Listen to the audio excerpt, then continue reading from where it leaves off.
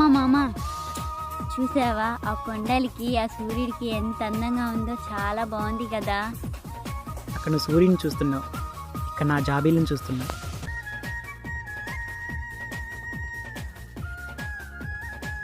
ఈరోజు నువ్వు శారీలు చాలా అందంగా ఉన్నావు శ్రావణి. చాలా చాలే పొగిడింది. ఎక్కడికి వెళ్తున్నావు?